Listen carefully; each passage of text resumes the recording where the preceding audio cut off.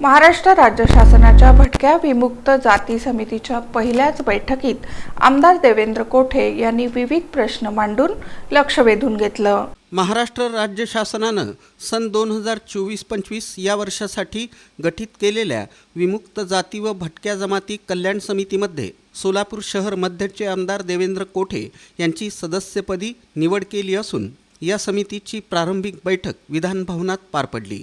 या बैठकीत समिती प्रमुखपदी आमदार सुहास कांदे यांची निवड झाल्याबद्दल अभिनंदन करून समितीच्या पुढील कामकाजाबाबत आणि समितीशी निगडीत विविध विषयांबाबत चर्चा करण्यात आली। आमदार देवेंद्र कोठे यांनी सुद्धा या चर्चेत सहभाग नोंदवला।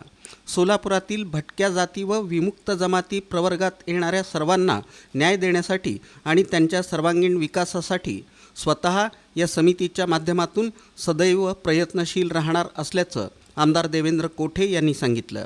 विशेषतः कैकाडी, टकारी, पामलोर, पारधी, बंजारा, धनगर, गारुडी अशा समाजातील संख्या सोलापुरात मोठ्या प्रमाणावर असून त्यांच्यासाठी प्रस्तावित असलेली घरकुल योजना अनेक वर्षांपासून प्रलंबित असून शासनाकडून अशा योजनेला तात्काळ मंजुरी देऊन पाठबळ देण्याची आवश्यकता असल्याचा मुद्दा आमदार देवेंद्र कोठे यांनी समितीच्या बैठकीत मांडला।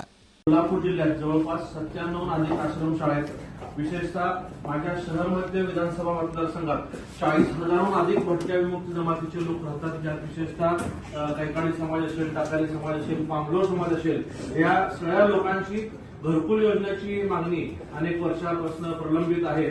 त्यांना घरकुल योजनेच्या माध्यमातून न्याय देणं असो किंवा भटक्या विमुक्त जमातीसोबत धनगर समाज असेल, इतर मागासवर्गीयमध्ये येणाऱ्या सगळ्या समाजांचे शैक्षणिक प्रश्न कशा पद्धतीने सोडवणूक करून या समितीच्या माध्यमातून या लोकांना आपण न्याय देता येईल याच्यासाठी निश्चित येणाऱ्या काळात प्रयत्न करू। माननीय अध्यक्ष व समितीच्या सोबत चांगल्या पद्धतीचं कार्य करू हा विश्वास आजच्या बैठकीच्या निमित्तानं आपण सगळ्यांना देतो।